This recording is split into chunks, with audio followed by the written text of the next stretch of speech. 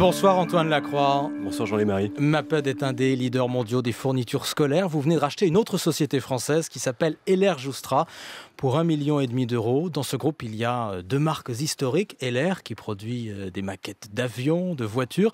Et puis Joustra qui fabrique ce qu'on appelle des loisirs, des jeux de loisirs créatifs. Et puis aussi le télécran, ce qui va rappeler des souvenirs à certains auditeurs.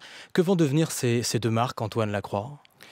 Les marques, à proprement parler, sont amenées à rester, à conserver tout ce qui fait aujourd'hui leur identité, leur notoriété, leur crédibilité aussi sur leur marché respectif. Heller, c'est une marque, vous l'avez dit, qui fait briller les yeux de pas mal d'enfants qu'on a été. On a tous eu un petit F-16 Falcon accroché à son bureau. Enfin, c'était mon cas en tout cas. La marque a une résonance, un affect bien avant qu'on s'intéresse à ce dossier.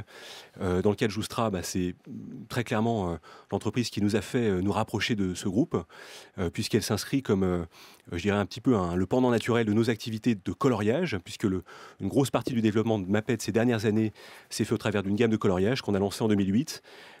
Et dès lors que vous vous intéressez à la manière dont vous allez agrémenter ces produits de coloriage d'un contenu créatif, il n'y a qu'un pas pour y apporter du spirographe, du mandala, des mosaïques, de l'aérographe, toutes les techniques héritées des beaux-arts qu'on souhaite mettre à disposition des jeunes enfants pour favoriser leur éveil créatif, sensoriel. Et c'est bien dans ce contexte-là qu'on s'inscrit ce rapprochement. Heller Joustra était en redressement judiciaire. Pourquoi ? Heller Joustra a pâti de ce qui caractérise pas mal de petites entreprises sous-capitalisées dans ce type d'activité très saisonnière où vous devez préparer vos programmes d'approvisionnement dès le mois de mars en vue de la fin d'année et où vous avez des dettes fournisseurs qui portent sur 8 à 9 mois de l'année. Il faut faire des achats importants à ce moment-là. Des programmes d'achat anticipés dès le mois de mars. Vous êtes payé après avoir livré les produits sur des cadencements qui commencent en septembre. Et ces 8 à 9 mois où l'entreprise ne génère pas de cash, il faut des ressources importantes que n'a peut-être pas su trouver l'entreprise par le passé. Et je dirais que le fait d'être adossé aujourd'hui à un groupe qui a les moyens de son développement, qui va pouvoir injecter, recapitaliser l'entreprise et injecter le cash nécessaire au financement de son activité, doit permettre, on l'espère, de pérenniser l'activité et de financer son développement à terme. Parce que le paradoxe, c'est que cette PME avait des problèmes de trésorerie, mais commercialement, elle allait bien, elle va bien. Absolument, l'exploitation est extrêmement saine, c'est ça qui nous a séduit. Elle est présente dans toute la distribution française, la GSA, l'alimentaire, la distribution spécialisée, les pure players du net. Elle a une distribution diversifiée. Ce sont des généralistes, ils sont présents dans la plupart des segments du loisir créatif, les bougies, le pyrograveur, l'atelier à poterie, les familles du dessin, le modelage qui nous a beaucoup intéressés, qui est vraiment à la frontière de nos métiers. Elle a par ailleurs une petite activité export en fort développement. Et puis des marques iconiques, bien installées. Je m'en convainc à chaque fois que je rencontre aujourd'hui des intervenants de la distribution du jouet pour qui on sent que ça compte. Et on voit beaucoup de bienveillance autour de ces deux marques, beaucoup de témoignages qui nous invitent à être confiants dans l'avenir de ces sociétés, au-delà de ces problèmes un peu ponctuels qui l'ont menée là où elle est. Il y a quelques années, Heller Joustra, Antoine Lacroix, a fait un choix important. Le groupe a relocalisé sa production en France, dans l'Orne. Était-ce un bon choix ? Si vous voyez, je crois que lorsque Yvonne Desmarais a repris l'entreprise qui a recapitalisé à ce moment-là par un actionnaire majoritaire qui s'appelle Alain Bernard, qui a fait énormément pour maintenir cette entreprise à flot tout au long de ces 7 dernières années. Je crois que l'entreprise faisait 1,5 million d'euros de chiffre d'affaires, donc pratiquement plus rien. Ça faisait suite à un redressement judiciaire où l'entreprise était passée de 150 collaborateurs à une quinzaine ou une vingtaine de collaborateurs. Et le chiffre a été quintuplé en 6 ans. Je crois qu'en 2014... Avec la production revenue en France, rapatriée en France. Rapatriée dans le même temps dans l'Orne, à Train, où l'entreprise a été relocalisée. Et vous allez la maintenir en France, cette production ? Alors, le choix de la France, il n'est pas anodin, c'est le choix de la proximité de la distribution. On fonctionne beaucoup avec les enseignes spécialisées, y compris alimentaires, sur des produits spécifiques, développés spécifiquement pour l'enseigne, vendus en exclusivité par les enseignes.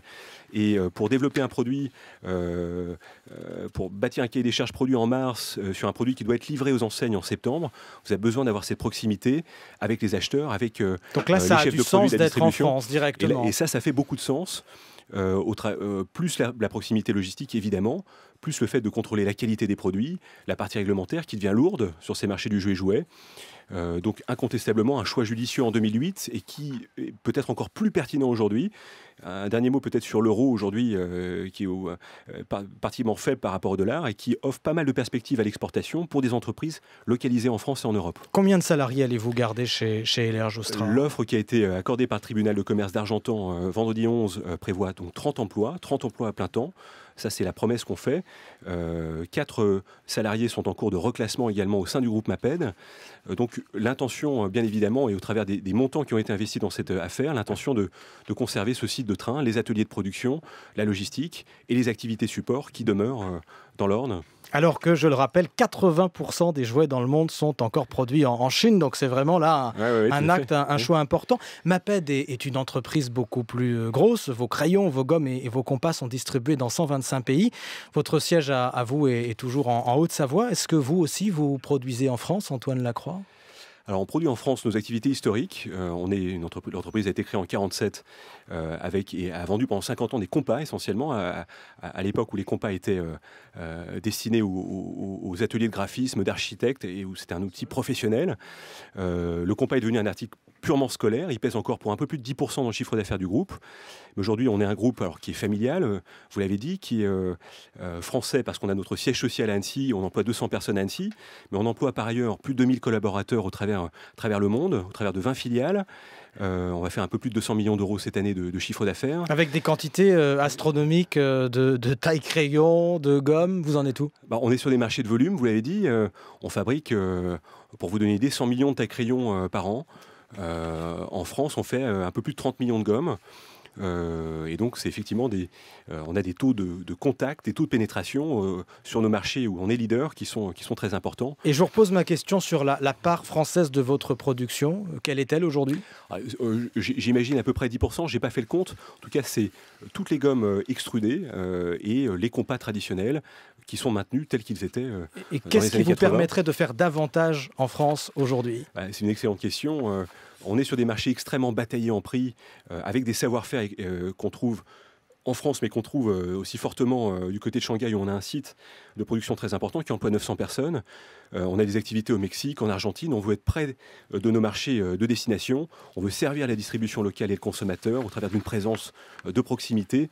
Et ce qui dicte nos choix aujourd'hui de localisation, c'est vraiment la proximité de nos utilisateurs. Merci Antoine Lacroix, directeur de MAPED Europe MAPED, qui rachète donc LR Joustra. Merci à vous.